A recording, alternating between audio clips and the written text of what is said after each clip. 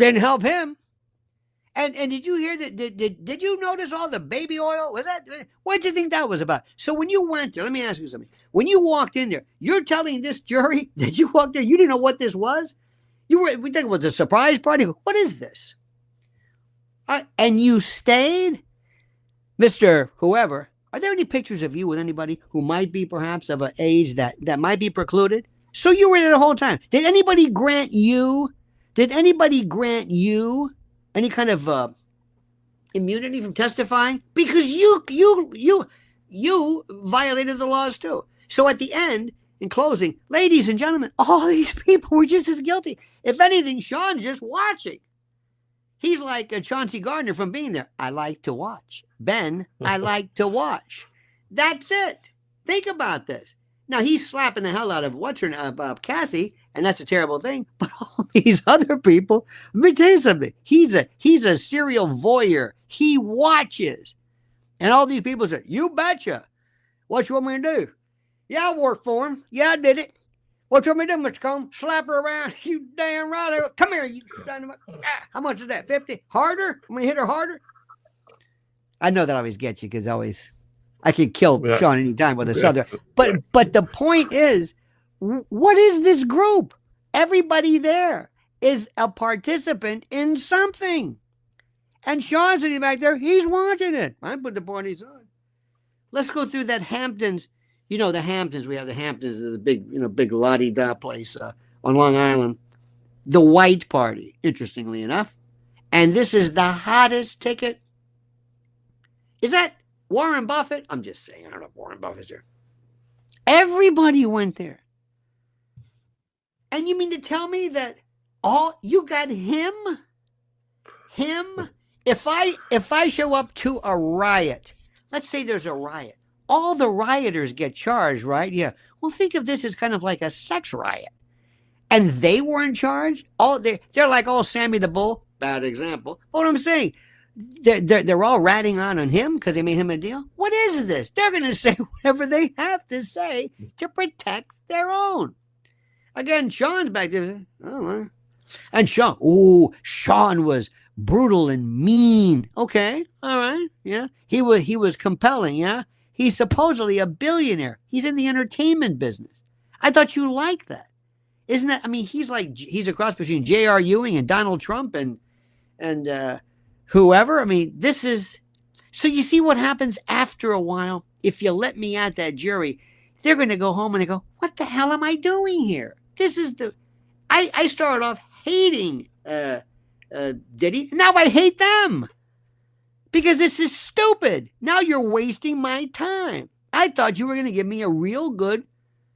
I mean, imagine, like, for example, there's some boiler room where people they're putting girls on buses or in, they're tagged and sent and shipped and that would be something. Or kids who are pulled out of school. You're going to work for me, right? You're going to work for me. You're going to do it. Yes. And we're going to send you to Cleveland and you're going to work for me and you're never going to see your mom. Now that's a story.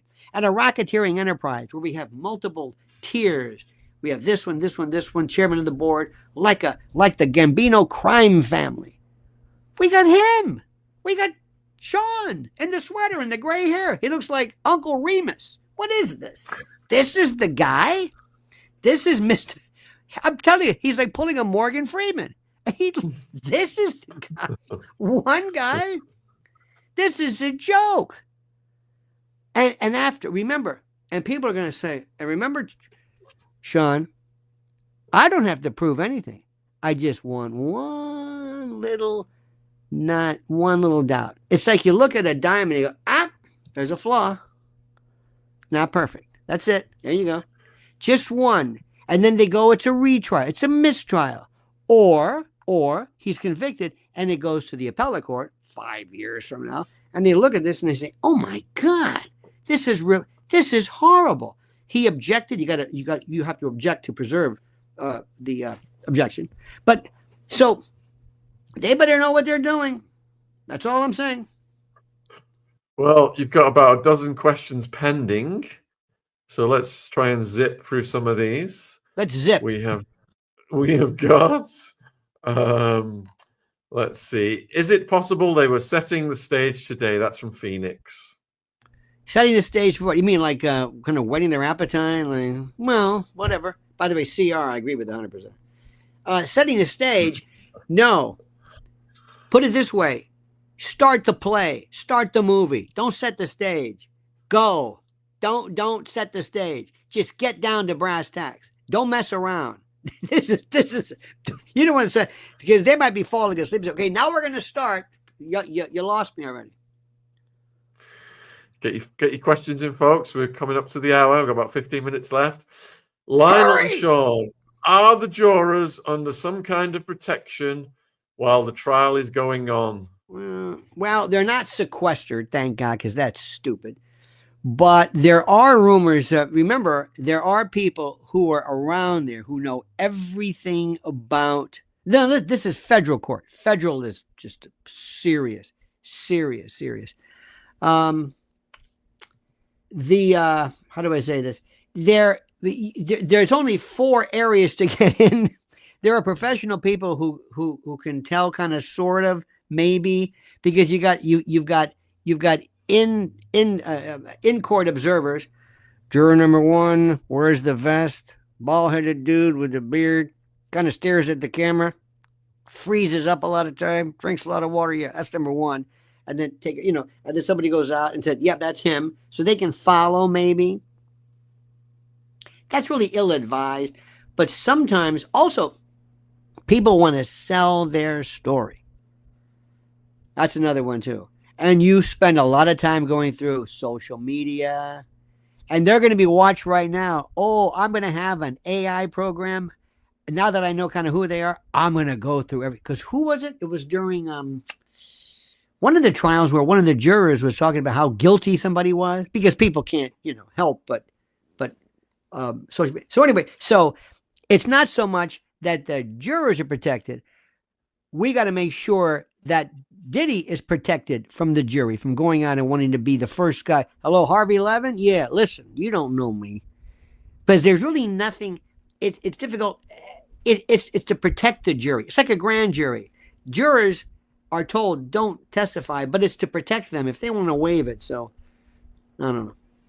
So Doreen was saying, what about the witnesses being protected, because including the one that went missing? Yeah, that was weird. A juror, or no, it's a witness, and the lawyer couldn't get a hold of the lawyer.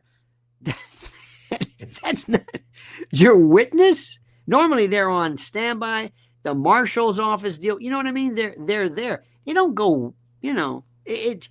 Again, unless I really understand the circumstances, this could be blown out of proportion. Just like I told you before, they said they threw him out of the courtroom. No. So I don't know. I don't think it was that big of a deal.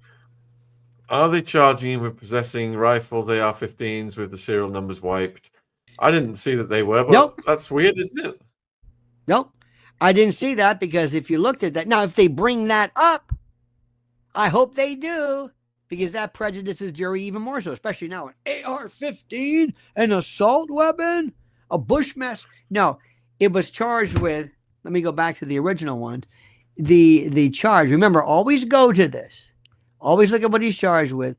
Racketeering conspiracy, leading a criminal enterprise involved in ST, trafficking, forced labor, kidnapping, arson, bribery, and obstruction of justice. Okay. Trafficking by force, fraud, or coercion, and transporting to engage in prostitution over state lines. That's it. So this other stuff.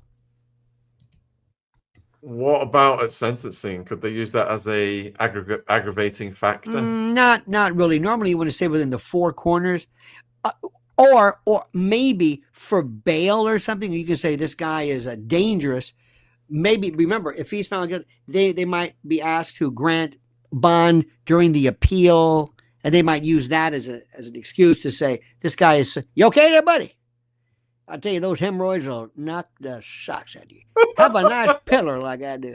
Anyway, so we'll see. It's pretty much tangential, if you ask me. Sky wants to know, has there ever been research done to determine the percentage of jurors who change their minds between opening and closing statements? That's a trick question, because they should have had not a mind set until closing.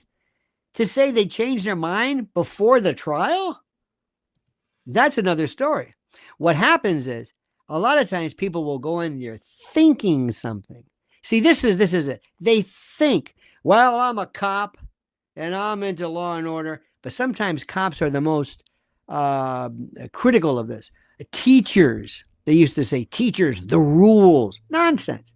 Or black people. Oh, black people are great for the defense. No, sometimes black people are sick and tired of people who get away with crime, or their neighborhoods have been destroyed. So there is no such thing as what people. It's up to the lawyer to teach somebody.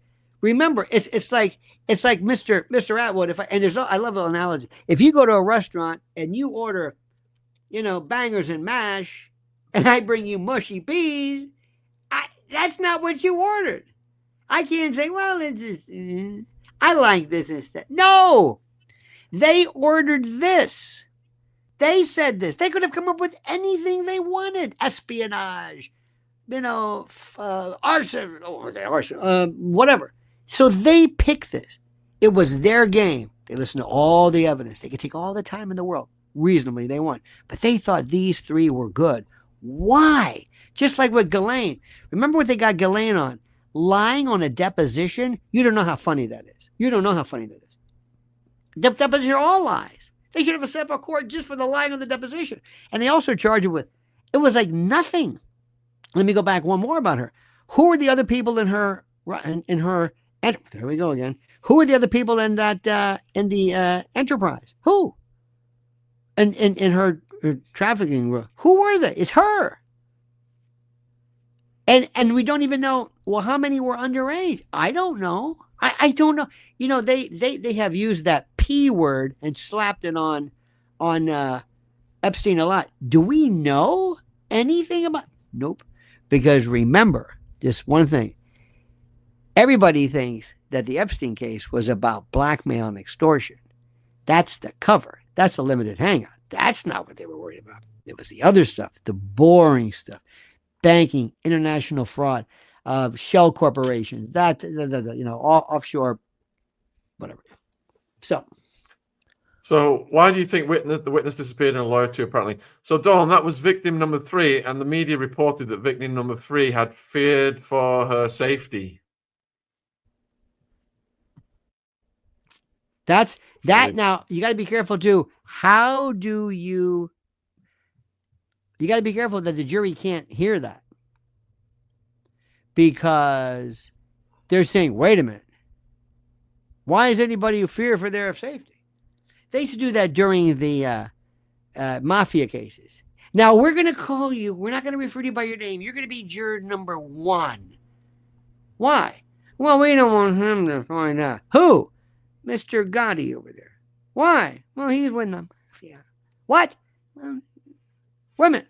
What? Am I in the wrong trial? Oh, no, don't worry. But we're going to give you a number.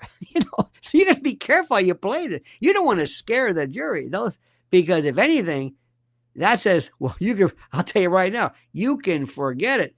Because I'm going to use remember, a juror can always use the nullification prerogative and just find him and just vote not guilty no matter what. Laurie, am I wrong to be shocked that we have yet to see in Diddy's world anyone who said no to what he offered? Did anyone say no? Well, what did he offer? Now, remember, racketeering, conspiracy, forced fraud and coercion, trafficking, and state line. That's what he's charged with. So, remember, you see where we're going with this? And Laurie brings up a good point. And by the way, don't I bet you they call you Laurie Baloney, don't you? I'm just kidding. And that's no baloney either. There is the thing is that you're talking about something else. Anyone who said no, you mean those terrible people that the government is using to testify against him? You mean those people? Because they did it. He watched. It's weird. Whenever you talk about the hitman versus the guy who ordered the hit. Oftentimes, the hitman is scarier, worse, and terrible than the person who ordered. Now, you could argue that the person who ordered is just as guilty, but juries don't like to say, oh, you made a deal with this guy? You mean he's a hitman? You mean he's done this before? And you made a deal with him? Well, how many? I'll take my chances with the old Italian guy there, but this guy, you know what I mean? So you've got to be careful how you portray these. I would have them as a bunch of liars who came in, they did all the work. Diddy, poor Diddy, all these people, they were all forced to do, especially when, how much did